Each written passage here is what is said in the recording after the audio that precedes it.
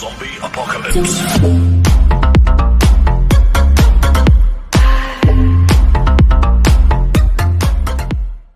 Lol.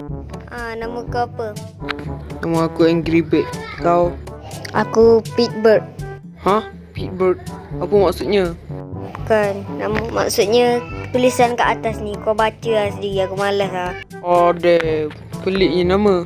Hai, kenapa muka kau macam babi kat dalam cerita Angry Bird aku tu? Ya, itulah masalahnya. Akulah babi tu. Aku telah berubah menjadi burung macam kau. Aku siap ada rambut lagi. Kau tak? Kau ada? Kau tak ada.